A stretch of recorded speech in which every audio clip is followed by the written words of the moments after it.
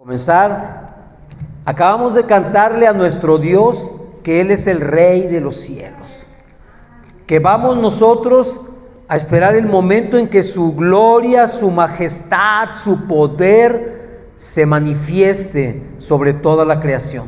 Ese día que todos esperamos, el día que el Señor vuelva, el día que el Señor venga nuevamente. Ese día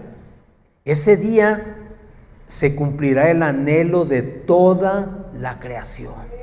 Ver a Jesucristo descender de las nubes para reinar por los siglos. Amén. Y nosotros ser levantados a su presencia. Ese, en verdad, es el propósito y el objetivo de nuestras vidas. Estar en la presencia de nuestro amado Señor Jesucristo. Amén. Yo sé que a veces es difícil para... No quiero decir para todos, aunque sí, en verdad es para todos, ¿no?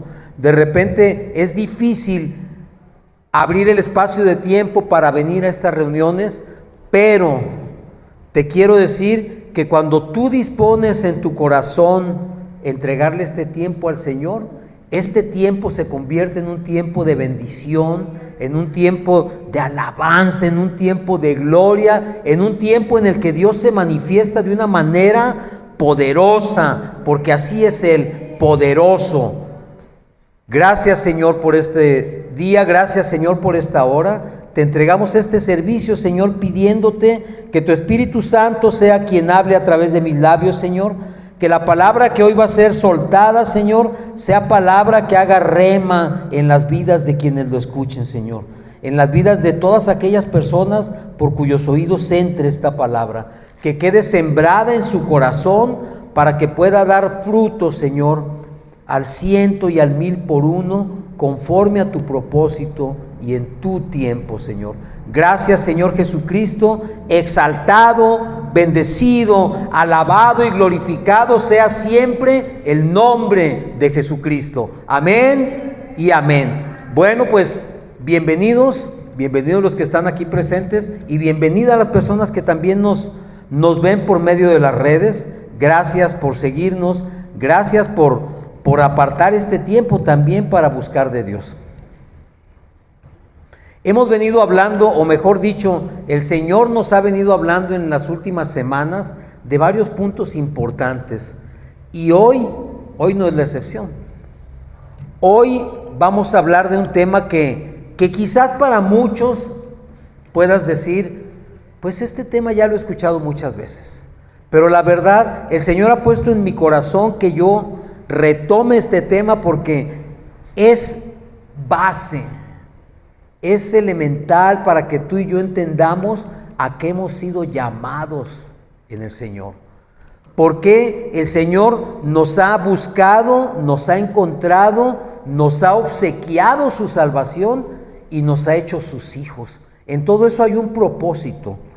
Y muchas veces nosotros, porque así lo entendíamos y así lo vivíamos, pensamos que nuestra salvación depende de las cosas buenas que yo haga.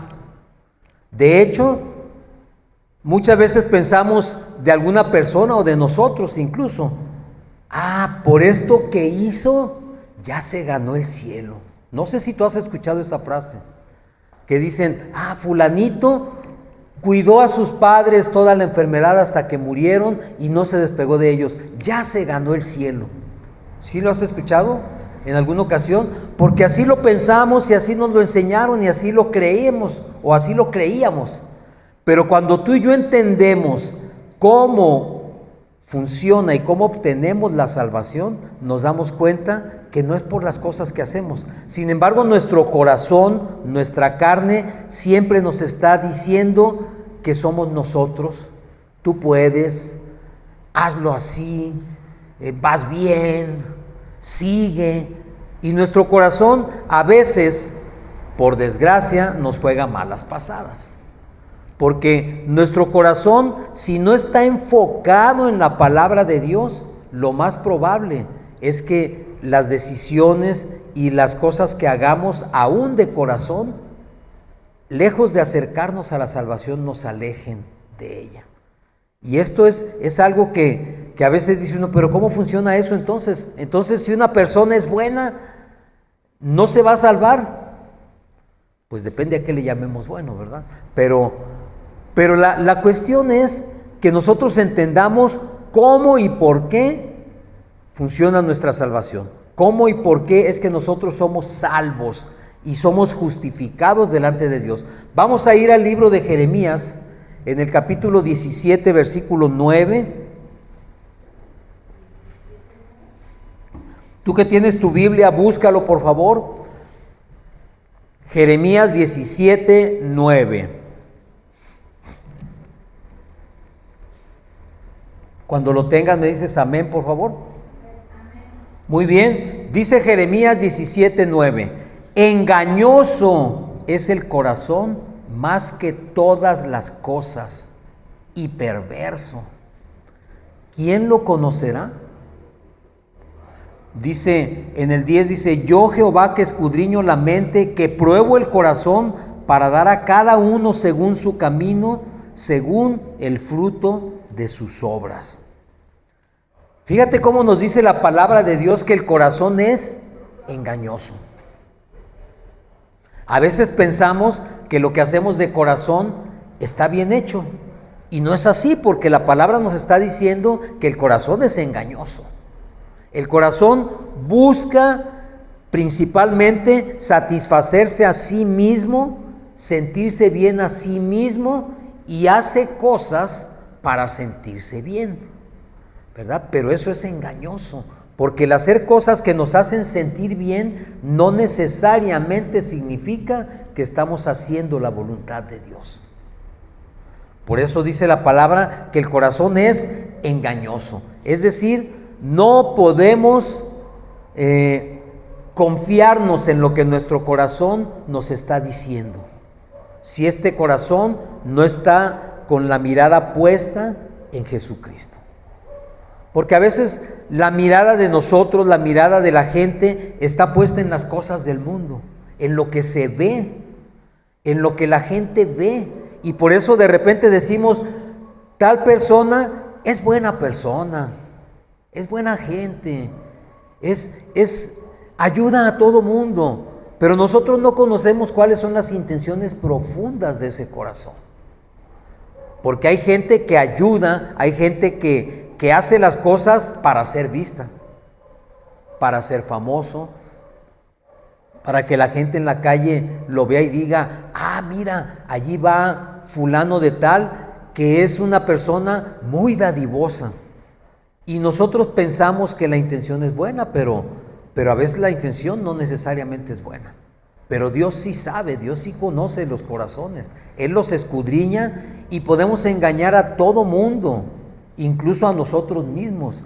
Pero a Dios jamás, jamás lo podremos engañar. Por eso el Señor nos dice que nuestro corazón es engañoso. Y fíjense bien, vamos a ir a Marcos 7, 21. Para las personas que son nuevas o que nos están viendo desde su casa o desde algún lugar y no están acostumbrados a escuchar, ¿mande? Marcos 7, 21. Nosotros siempre nos basamos en el texto bíblico.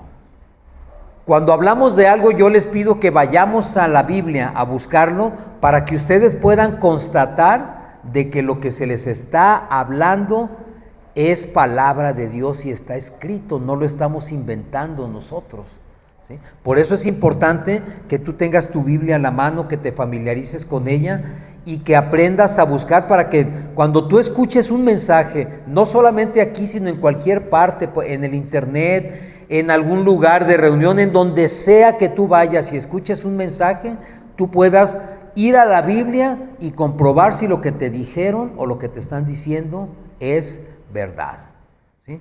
Y aquí, en esta congregación, siempre nos vamos a la Biblia. ¿Ya lo tenemos? Marcos 7:21 dice, porque de dentro del corazón de los hombres, fíjense bien lo que dice, De dentro del corazón de los hombres salen los malos pensamientos, los adulterios, las fornicaciones, los homicidios, los hurtos, las avaricias, las maldades, el engaño, la lascivia, la envidia, la maledicencia, la soberbia, la insensatez. Todas estas maldades de dentro salen y contaminan al hombre. ¿Se dan cuenta? Si ustedes ven en su Biblia y si tienen una Biblia que tenga el texto en rojo, el texto en rojo significa que esos son palabras de nuestro Señor Jesucristo. Es decir, Jesucristo nos está dando una lista de cosas que salen del corazón del hombre.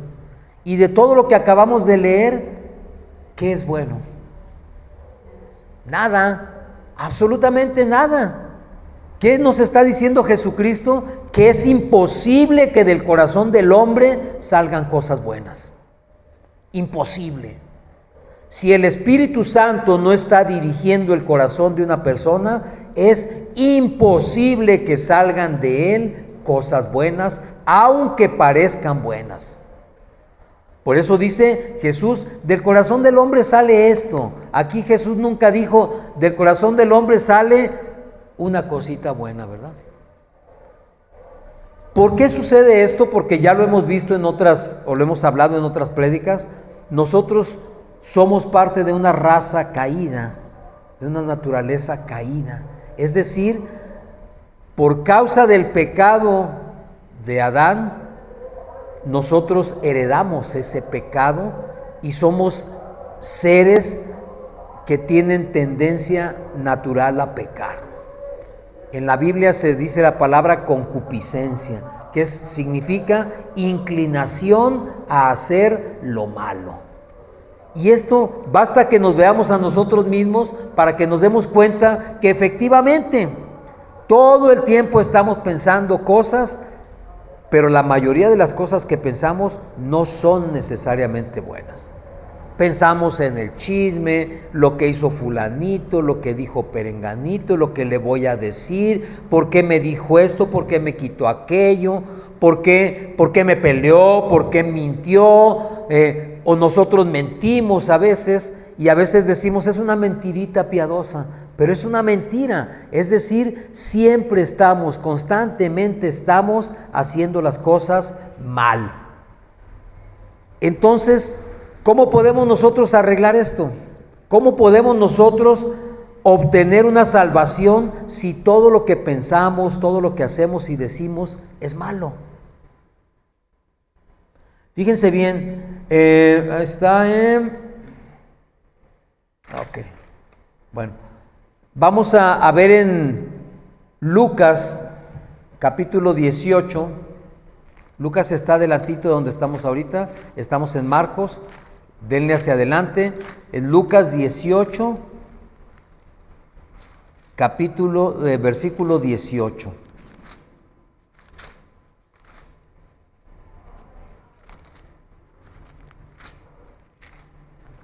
¿Ya lo tienen? 18:18. Aquí nos habla una historia de un joven rico.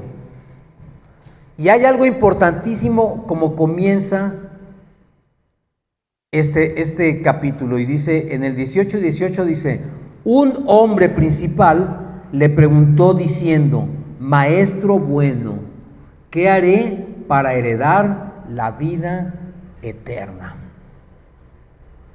¿Jesús era bueno o Jesús es bueno? Sí, ¿verdad? Tú y yo decimos sí. Sin embargo, fíjate lo que le contesta Jesús. Jesús le dijo, ¿por qué me llamas bueno? Ninguno hay bueno, sino solo Dios. Fíjate qué tremendo está esto, porque a veces nosotros pensamos que la gente es buena o que nosotros somos buenos, ¿verdad? Porque decimos, yo no robo, yo no he matado a nadie, yo trato de conducirme bien, trato de no hacerle ningún mal a ninguna persona, entonces nos consideramos buenos. Pero si Jesús mismo está diciendo y no acepta él el calificativo de bueno, ¿cómo crees que tú y yo podemos considerar que somos buenos? Si Jesús mismo dice, ¿por qué me llamas bueno? O sea, no me digas bueno, no hay ni uno bueno. El único bueno es Dios. Es decir, el calificativo de bueno únicamente aplica para Dios, para nadie más. Y la palabra lo dice. Por eso es que te estoy diciendo, lee como dice allí para que veas que lo que te digo es verdad.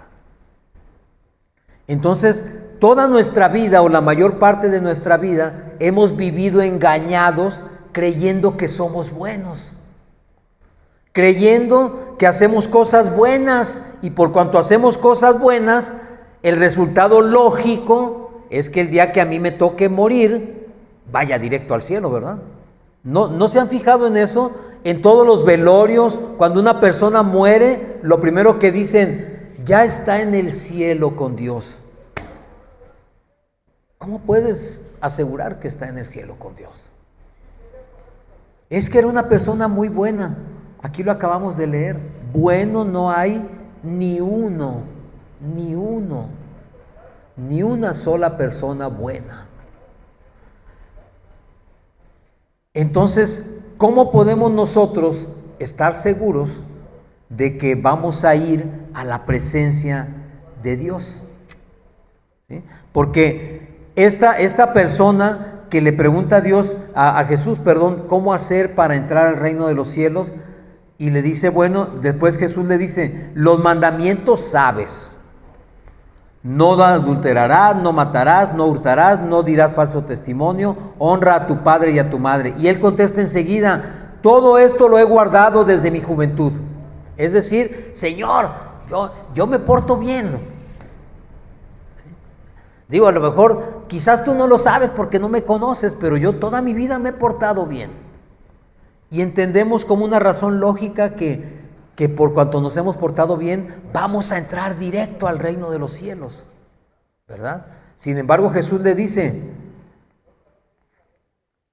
Jesús oyendo esto le dijo, aún te falta una cosa, vende todo lo que tienes y dalo a los pobres y tendrás tesoro en el cielo, y ven, sígueme. Ahí es donde como dicen, ya la cosa no le gustó mucho a esta persona, ¿verdad? Porque dice, a ver, espérame, si yo he guardado la ley, si yo he respetado los mandamientos, ¿cómo me dices que ahora tengo que vender todo, darlo a los pobres y seguirte? Porque Jesús le estaba dando la clave de la salvación, la clave que nos puede asegurar a nosotros la vida eterna, y esa clave es renunciar a todo y seguir a Jesús. No hay otra manera, no hay otra forma, porque por nuestras obras, por nuestros actos, por nuestro comportamiento, no vamos a ganar la vida eterna. La vida eterna no se gana así. Simplemente es necesario rendirse a los pies de Jesucristo y seguirle. Y eso es lo complicado, porque si seguimos leyendo, dice entonces él, oyendo esto, se puso muy triste, porque era muy rico. Al ver Jesús que se había entristecido mucho, dijo, cuán difícilmente entrarán en el reino de Dios los que tienen riquezas. ¿Por qué dijo Jesús esto? ¿Porque hay que ser pobre para entrar al reino de Dios? No es por eso. Es porque Él está diciendo, todo aquel que tiene su vida basada en las riquezas, basada en su cuenta de banco, en lo que gana, en lo que tiene, en lo que puede conseguir, no va a poder entrar al reino de los cielos. Es imposible. Necesitas renunciar, quitarle el valor a todo eso y entregar tu vida al Señor y seguirle. Porque esa es la única manera. O sea, mientras tú estés aferrado a las posesiones, a lo que haces, a lo que sabes, para lo que eres bueno, no vas a poder entrar al reino de los cielos. Porque siempre hay algo que está por encima de seguir a Jesús. Y lo podemos ver fácilmente. Muchas veces las personas no asisten a una reunión. ¿Por qué? Porque tienen mucho trabajo. El trabajo se ha convertido en su Dios. No necesariamente tienen que ser ricos, simplemente tienen mucho trabajo, ¿verdad? Entonces, para ellos es más importante eso. Y el Señor por eso le dice, vende todo, véndelo, entrégalo a los pobres. ¿Por qué le dice vende y entrégalo? Es una metáfora de decir, renuncia a todo y dáselo a los demás. O sea, que no te importe eso. Sígueme solamente. Eso es lo que el Señor nos dice, sígueme, sígueme, sígueme. ¿Y por qué nos dice esto el Señor? Porque hay una palabra clave en la cuestión o en el tema de la salvación que se llama gracia. Creo que las personas que asisten a este lugar y las personas que conocen del Señor entienden qué es gracia. Pero por si acaso no lo entiendes bien o por si acaso no has captado perfectamente qué significa gracia, te lo voy a explicar. Porque la gracia es la base de la salvación, de nuestra salvación. Gracia significa un favor o un beneficio o un regalo que yo recibo sin haber hecho nada para merecerlo. Creo que en una predicación anterior les comenté, es como si tú caminaras en la calle, te encuentras un billete de lotería, lo levantas y resulta que es el premio mayor. O sea, no hiciste nada, ni siquiera lo tuviste que comprar, simplemente te lo encontraste y ese boleto era el premiado. Así funciona la gracia. Tú y yo no hemos hecho ni podremos hacer nada para merecer el favor de Dios. Porque ante los ojos de Dios siempre seremos malos, porque en nosotros, en nuestra naturaleza, siempre hay pecado. Siempre. Y hay un principio básico en la relación con Dios. Dios no tiene ninguna relación con el pecado. Es decir, imposible que Dios tenga contacto con el pecado. ¿Qué pecado? Cualquiera. El más pequeño que tú consideres, aún con ese pecado, Dios no tiene ninguna relación con ese pecado. Y por cuanto las cosas funcionan así con Dios, es imposible que nosotros podamos estar cerca de Él o frente de Él, porque simple y sencillamente siempre habrá pecado en nosotros. No hay manera de que no lo haya por nuestras fuerzas. Entonces, ¿qué necesitamos nosotros? Que alguien nos regale esa salvación. Y ese alguien se llama Jesucristo. Por cuanto Jesucristo, sin haber cometido un solo pecado en toda su vida, fue a la cruz y pagó por algo que no hizo, por tu pecado y por mi pecado. Dice la palabra que Él pagó por todo el pecado del mundo. ¿Qué significa todo el pecado del mundo?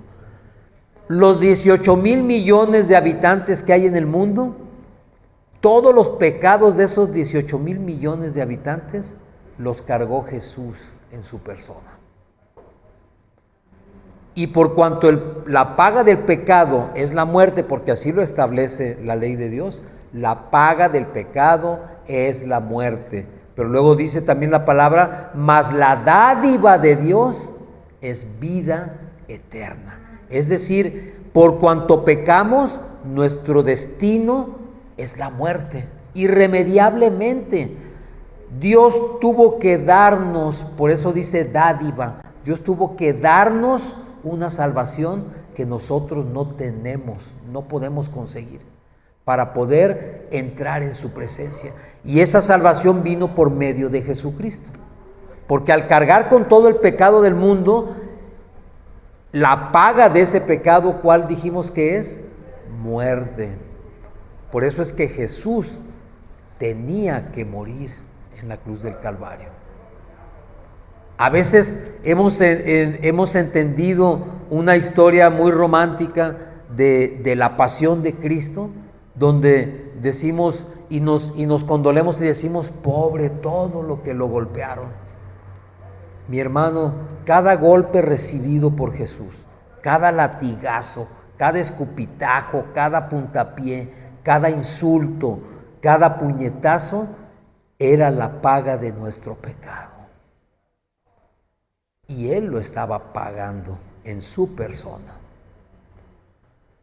Cuando Él murió, porque debía morir, ahí es donde nosotros obtenemos la salvación. Porque cuando Él murió, la muerte no pudo retenerlo. ¿Por qué? Porque en Jesús no se encontró un solo pecado. Y fíjate bien cómo muchas veces hemos aceptado algunas situaciones que nos platican de Jesús. Situaciones blasfémicas, porque a Jesús lo ponen pecando. Y si Jesús hubiera cometido un solo pecado en toda su vida, no hubiera podido resucitar. La muerte y el diablo hubieran tenido un motivo para retenerlo en la tumba. Pero en Jesús no se encontró pecado alguno. Jesús es el único hombre que ha pisado esta tierra, que ha caminado y ha salido de ella sin cometer un solo pecado. Y gracias a eso, Él pagó, la muerte no lo pudo retener, Él resucitó y la ley que juzga el pecado le debe a Jesucristo, porque Él pagó lo que no le correspondía pagar. Por cuanto la ley tiene una deuda con Jesús, esa deuda pasa a nosotros. Porque el objetivo de Jesús en la cruz era que tú y yo pudiésemos recibir salvación. Ese era el propósito de ir a la cruz. Por eso Jesús no rehusó a ese propósito. Nunca se negó a hacerlo, porque Él sabía lo que venía más adelante. Él sabía la salvación que iba a conseguir para nosotros. Por eso lo hizo. Y por cuanto la ley le debe a Jesús, tú y yo somos los beneficiados con esa deuda que tiene la ley con Jesucristo. No lo pudo retener la muerte, la ley le debe y tú y yo heredamos ese beneficio. ¿Te das cuenta? ¿Qué hicimos tú y yo para merecer esa salvación? Absolutamente nada. ¿Qué podemos hacer para ganarla? Absolutamente nada. No podemos hacer nada. Porque además Jesús hizo el sacrificio perfecto. No necesita ni quitársele ni agregársele nada. Una sola vez y para siempre. Porque a veces la gente piensa que necesita estarlo sacrificando todos los días. Y no es así, mi hermano. El sacrificio se hizo una sola vez de manera perfecta. No hay forma de agregarle ni quitarle nada al sacrificio de Jesús. Vamos a ir a Romanos 3, versículo 20, a la carta a los Romanos. Creo que lo vas a entender mejor.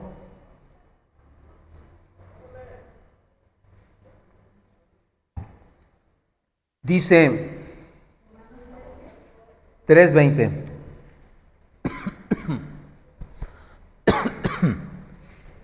Dice Romanos 3:20, ¿ya lo tenemos? Ya que por las obras de la ley, fíjate bien, ningún ser humano será justificado delante de Él, porque por medio de la ley es el conocimiento del pecado.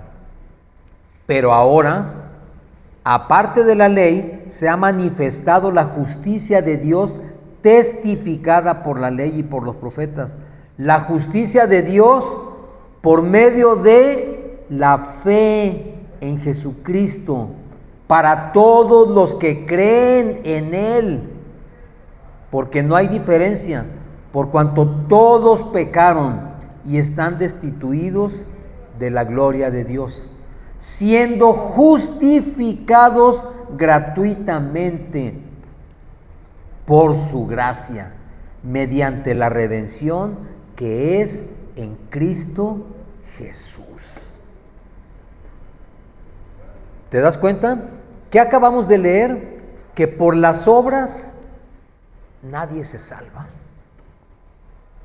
Puedes ser el hombre más dadivoso y más generoso del mundo y eso no te garantiza ser salvo. ¿Qué es lo que te garantiza ser salvo? La justificación. Dice aquí que hemos sido justificados delante de Dios por Jesucristo. ¿Qué significa esto? Que la justicia que se hizo en Jesucristo aplica para nosotros. No es que nosotros seamos justos, no es que seamos buenos, es que el que murió por nosotros y resucitó, Él sí es justo, Él sí es perfecto, Él sí es bueno. Y nosotros somos presentados delante de Dios como justificados por Jesús. No como buenos, no como justos, sino justificados. ¿Qué significa esto? Que cuando tú y yo estemos o vayamos a la presencia del Padre, el enemigo, que su oficio es acusar, porque se llama también el acusador, va a decir: Óscar hizo esto, Óscar se portó de esta manera, Óscar robó, Óscar mintió, Óscar engañó, Óscar fue infiel, lo que tú quieras, todo lo que se te ocurra y lo que hayas pasado en tu vida, el enemigo va a estar señalándolo. ¿Y qué va a suceder? Que frente a nosotros estará Jesucristo y Jesús va a decir: efectivamente, Óscar era todo eso, pero yo pagué por lo que él hizo. Es decir, Jesús es el que nos justifica delante del Padre para poder nosotros tener acceso a esa salvación. ¿Sí lo estás entendiendo? ¿Sí te está quedando claro esto? ¿Por qué? Porque dice que por cuanto todos pecamos, estábamos destituidos. ¿Qué significa esto? Significa que hagas lo que hagas, estamos perdidos. No hay manera de que nosotros podamos acceder a la salvación. Estamos perdidos, no hay forma. Pero dice que fuimos justificados gratuitamente por gracia. De la palabra gracia se deriva la palabra gratis. ¿Qué significa? Que a ti y a mí no nos costó nada. No nos costó nada. Es gratis para nosotros, pero ¿fue gratis nuestra salvación? No, porque Jesús tuvo que pagar por ella. O sea, para ti y para mí es gratis, pero el precio lo pagó Jesús en la cruz. El precio está pagado. En alguna ocasión hemos predicado también cuando Jesús dijo, al exhalar, dijo: consumado es. Y cuando él dijo consumado es, en hebreo es nishlam, y significa la deuda está pagada. Jesús le estaba diciendo al Padre: Padre, ya pagué la deuda de todos estos. Ya la pagué. Eso significa todo está consumado. Es decir, todo está hecho a la perfección. El plan de Dios ejecutado de manera perfecta. ¿Sí? ¿Te das cuenta? Si estás entendiendo lo que estamos diciendo, esto dice mediante la redención que es en Cristo Jesús. Y ya también hemos hablado de lo que significa redención. Redimir significa pagar el precio. Tú y yo fuimos comprados a un precio. a precio de sangre. La sangre de Jesús fue el precio que se pagó para que tú y yo tengamos acceso a esa salvación. Entonces, ¿qué debemos hacer? ¿O qué deberíamos pensar? ¿O qué deberíamos nosotros entender? Que por mucho que mi corazón me hable bonito, por mucho que mi corazón me endulce las situaciones, yo no puedo confiar en mi corazón. Yo no puedo confiar en las cosas que salen de mi corazón. Porque muchas veces vemos la situación de una persona y lo primero que hacemos es criticarla. ¿Ya te fijaste lo que está haciendo fulanito? Digo, yo sé que aquí no pasa, en esta congregación no sucede, pero en otras congregaciones sí me han dicho que pasa. Que alguien se equivoca y lo primero que hacemos es, ¿ya viste lo que pasó con la vecina? Y nos la devoramos. No, sí, yo ya me había dado cuenta. No, ¿desde cuándo? ¿A poco apenas te das cuenta? Si desde cuándo lo hace. Y ya después de comérnosla y de devorarla y de digerirla, decimos, ay, pero vamos a orar por ella. Vamos a ser piadosos. Oremos por ella, para que Dios la toque. Mi hermano, eso es al principio. No te la tienes que comer juzgándola y después pretender tú justificarte y decir, pero ella es mala, pero yo soy buena persona y yo voy a orar por ella. No, mi hermano, es desde el principio. Porque si Jesús lo hubiera hecho así, Jesús no hubiera ido a la cruz. Porque Él sabía que tú y yo un día le íbamos a negar como le negó Pedro. Y nos iba a dar vergüenza quizás que nos preguntaran. No íbamos a querer que nadie supiera. Pero aún así Jesús dijo, yo pago por él, yo pago por ella, yo pago por ti. Voy a pagar con mi sangre para que tú puedas ser libre y puedas recibir salvación. Entonces, aunque a nosotros llega de manera gratuita, no fue gratis. Alguien tuvo que pagar el precio y ese precio lo pagó Jesucristo. Amén. Fíjate bien qué tremendo está todo esto. Entonces, si yo no puedo confiar en mi corazón, entonces ¿en quién voy a confiar? En Jesucristo. Solamente en Él. Es en el único que puedo confiar. Es el único que no falla, el único que es fiel, el único que todo el tiempo es igual, es inmutable. Dice la palabra que Jesús es el mismo ayer, hoy y siempre. Jesús no cambia. A veces nosotros queremos acomodar la palabra a las situaciones, al tiempo, a la época, a nuestra situación personal y queremos acomodarla. Pero la palabra de Dios es inmutable. Lo que está escrito aquí hace 5,000 años que es pecado, sigue siendo pecado delante de Dios. Así lo haga todo mundo, sigue siendo desagradable a Dios. Dios no cambia. A Dios no le interesa que tú te sientas cómodo porque ya los tiempos no son iguales. A Dios no le interesa eso. Su palabra es inmutable. Él es inamovible. Eso significa fiel. Fiel significa que no cambia. Y la palabra dice que en Él no hay ni sombra de variación. Es decir, tú no puedes decir, pues es que Dios, como que yo creo que Dios sí agarra la onda, ¿no? De que pues ya no es lo mismo. No, mi hermano. Dios no cambia nunca. Tú y yo nos acomodamos a las modas, a la moral del tiempo, porque hay muchas cosas que antes eran mal vistas y hoy ya son toleradas. Así funciona la moral del ser humano. Se acomoda a los tiempos y a la época. Pero delante de Dios no es así. Delante de Dios la palabra siempre se mantiene inalterable. Entonces, ¿qué es lo que tenemos que hacer? Pues yo no puedo confiar en que mi corazón va a responder de una manera adecuada. ¿Qué tengo que hacer? Ante una situación determinada, la que sea, yo tengo que buscar En la palabra, ¿cuál es la respuesta? Y esa es la respuesta, ¿eh? Si la palabra dice no, es no. No es, pues deja ver, bueno, no, pero pues sí, hazlo, no hay problema. Si aquí dice no, es no. Búscale por donde le busques. En Santiago 1:17, Santiago está más adelante de Romanos. Santiago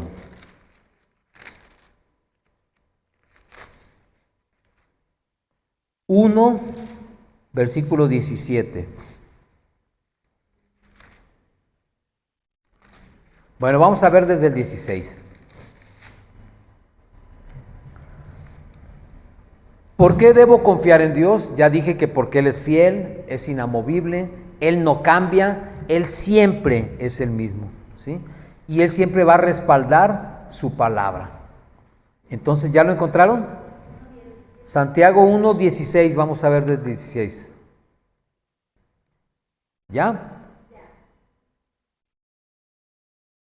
Fíjense bien lo que dice aquí. Amados hermanos míos, no erréis. Toda buena dádiva y todo don perfecto desciende de lo alto, del Padre de las luces, en el cual no hay mudanza ni sombra de variación. ¿Qué nos está diciendo Santiago? Mi hermano, no te equivoques. Eso significa, no erréis. No te equivoques. No te equivoques. Toda buena dádiva y todo don perfecto desciende de lo alto.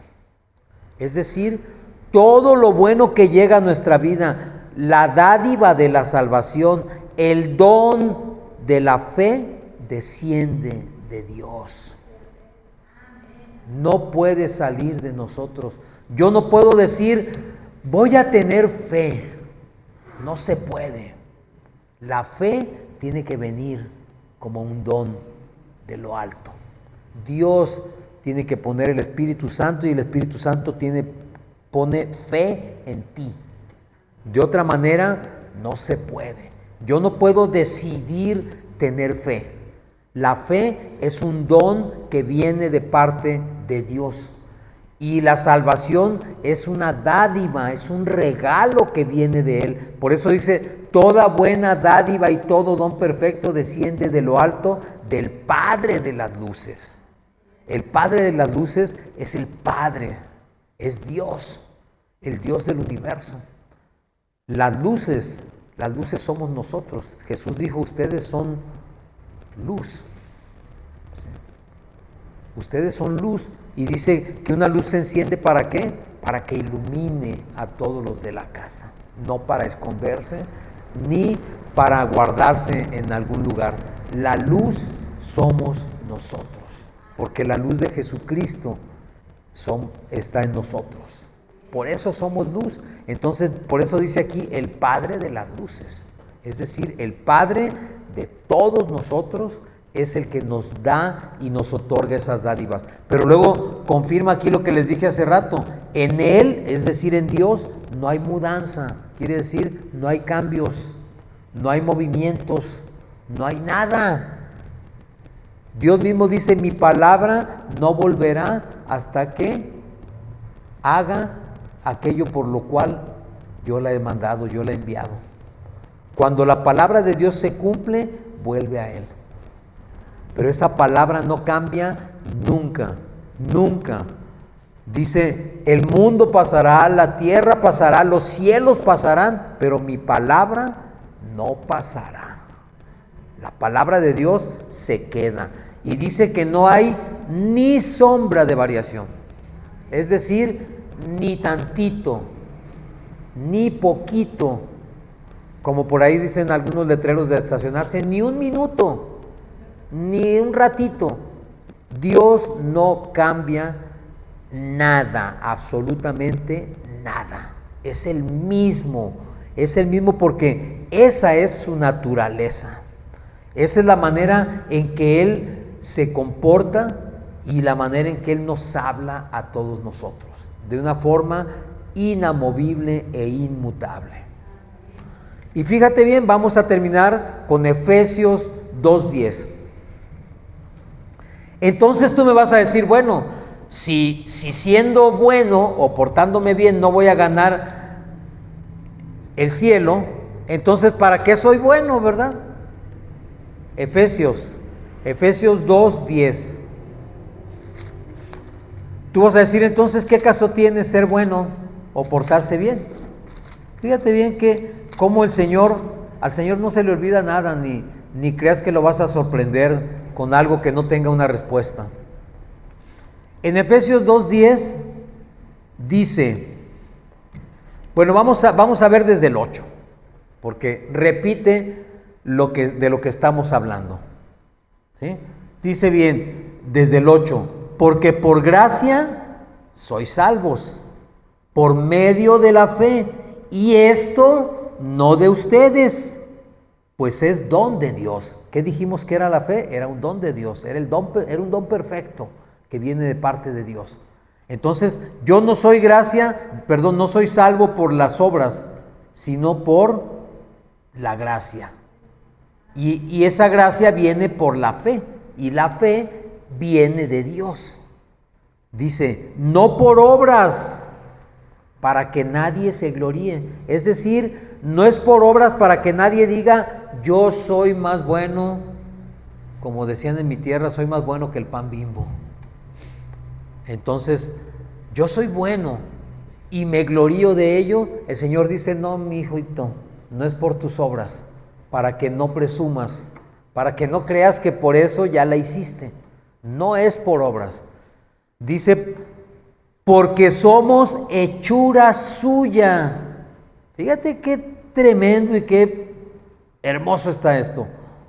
Dice, creados en Cristo Jesús para buenas obras, las cuales Dios preparó de antemano para que anduviésemos en ellas. Entiéndelo, mi hermano. Si haces buenas obras, no eres tú.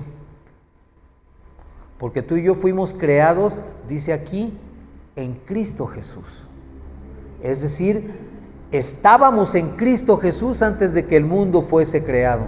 Dios ya nos había creado en Cristo. ¿Para qué? Para que anduviésemos en buenas obras.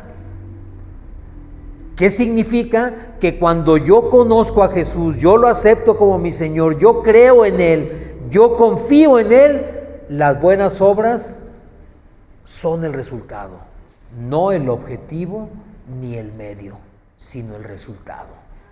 ¿Sí? O sea, yo no me voy a salvar por las obras que hago, sino por cuanto soy salvo y he entendido que soy salvo, hago buenas obras. No para ganarme el favor de Dios, porque el favor de Dios ya lo tengo. Es mío, la salvación ya me la dio Jesucristo. Entonces ya no tengo yo que hacer nada, pero las buenas obras van a ser el resultado. Acuérdense lo que decía Jesús, por sus frutos los conocerán.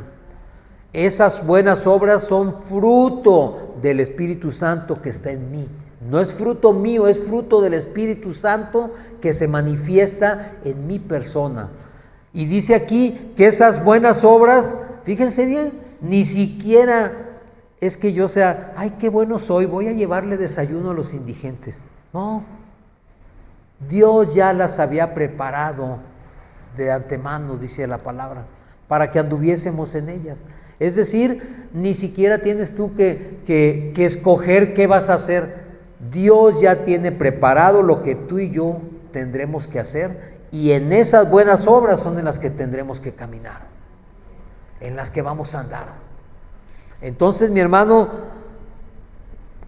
me gustaría que te quede muy claro que si nosotros hemos obtenido una salvación por medio de Jesucristo, no nos ha costado nada, no hemos hecho nada, porque Dios ya tenía todo perfectamente preparado antes de que tú y yo naciésemos. Entonces, no te sientas la última Coca-Cola del desierto porque ya tu vida cambió, porque ahora hago cosas buenas. No, mi hermano, dale toda la gloria al Señor, porque ese es el objetivo de nuestra salvación. El día del fin, en los tiempos finales, toda la gloria, toda la majestad, todo el poder será para Dios. Nosotros no tenemos de qué gloriarnos porque todo es hecho por Él, puesto por Él y ordenado y dirigido por Él. Entonces a ti y a mí lo único que nos queda es decir: Señor, aquí estoy, haz como tú quieras conmigo. Esas buenas obras que ya tienes preparadas para mí, muéstramelas para hacerlas, porque para eso fui creado. Como dice la palabra también, para este tiempo hemos nacido. Ese es el propósito de nuestra vida. Si alguna vez te preguntaste: ¿qué hago yo en este mundo, Señor? No encuentro mi lugar. Pues mi hermano, entiéndelo, tu lugar y mi lugar está donde siempre estuvo, en Jesucristo. Amén y amén. Vamos a darle un aplauso al Señor y vamos a despedirnos con una alabanza.